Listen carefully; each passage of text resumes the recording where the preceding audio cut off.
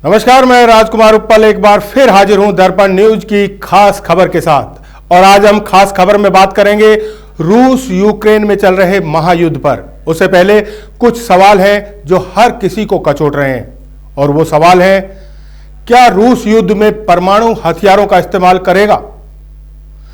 क्या दो देशों में छिड़ी यह जंग हमें तीसरे विश्व युद्ध की ओर तो नहीं धकेल देगी? और क्या भारत का यूक्रेन की बजाय रूस के साथ खड़ा होना सही है? ये कुछ ऐसे सवाल हैं जो हर किसी के जहन में हैं। आइए तलाशते हैं इन सवालों के जवाब। यूक्रेन पर रूस के हमले को आज 10वां दिन है। इन 10 दिनों में मिसाइल और खतरनाक क्लस्टर और वैक्यूम बमों के हमले से यूक्रेन के कीव, खार्किव, चार्निहिव सहित कई शहर बुरी तरह तबाह हो चुके हैं। शुक्रवार को अपने सैन्य अभियान को आगे बढ़ाते हुए रूस ने कीव स्थित यूरोप के सबसे बड़े परमाणु संयंत्र पर मिसाइलें दागी और फिर संयंत्र पर रूसी सेना ने कब्जा कर लिया। परमाणु संयंत्र पर बमबारी से पूरी दुनिया में सनसनी फैल गई और अमेरिका सहित सभी नेटो देशों ने इस हमले की कड़े शब्दों में निंदा करते हुए इस पर अपनी कड़ी प्रतिक्रिया भी व्यक्त की।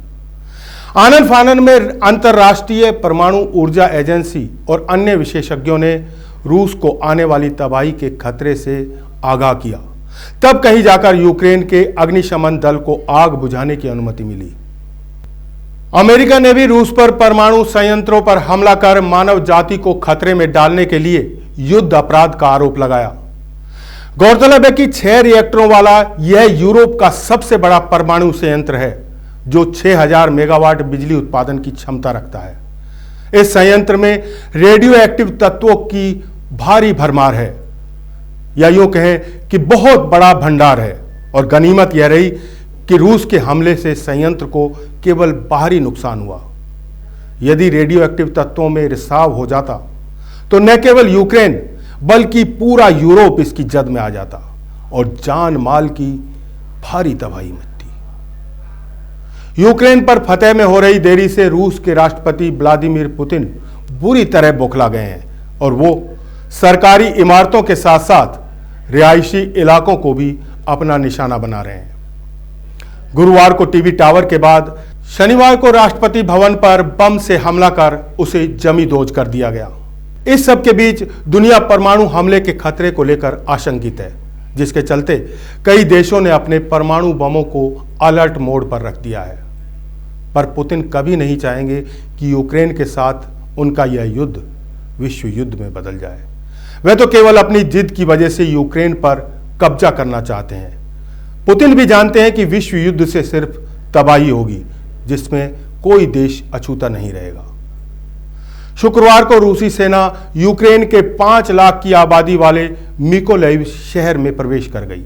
इस बीच रूसी मीडिया ने यूक्रेन के राष्ट्रपति वोलोदिमीर जेलेंस्की के यूक्रेन छोड़ने का दावा किया है। हालांकि यूक्रेन सरकार ने इस दावे का खंडन भी किया है और वहीं यूक्रेन के रक्षा मंत्रालय ने रूसी सेना के 9166 जवानों को मारने, जबकि 939 सैन्य वाहन, 251 टैंक, 404 अन्य वाहन, 105 तोप, 60 ईंधन टैंकर, 50 रॉकेट लॉन्चर, 33 लड़ाकू विमान, 37 helicopter, 3 drone, 8 air defence system और 2 स्पीड बोट नष्ट करने का दावा किया है। यानी कहीं ना कहीं रूस भी इससे अछूता नहीं है, उसका भी भारी नुकसान हुआ है।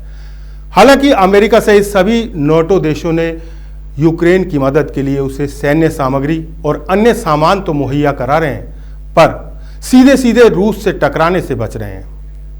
अमेरिका और नेटो देशों ने यह स्पष्ट कर दिया है कि वे इस युद्ध में रूस से सीधा नहीं टकराएंगे। अब हम आते हैं रूस यूक्रेन युद्ध में भारत के रुख पर। हालांकि भारत रूस यूक्रेन युद्ध से दूरी बनाए हुए है, तो वहीं यूक्रेन का साथ देने की बजाय अपरोक्ष रूप से रूस के साथ भी खड़ा दिखाई दे रहा है। इसका कारण भी है, और वह यह कि भारत कभी भी इतने शक्तिशाली देश से दुश्मनी नहीं चाहेगा, बल्कि भारत तो रूस का बहुत पुराना दोस्त है और रूस ने भी कई मौकों पर अंतर्राष्ट्रीय स्तर पर भारत की मदद की है। अब बात करते हैं यूक्रेन की। यूक्रेन के साथ भारत के संबंध कुछ खास अच्छे नहीं है। यूक्रेन ने कई बार अंतर्राष्ट्रीय स्तर पर कश्मीर मुद्दे पर भारत की बजाय पाकिस्तान का साथ दिया, तो वहीं पाकिस्तान को अपने देश से खतरनाक हथियार भी भेजे।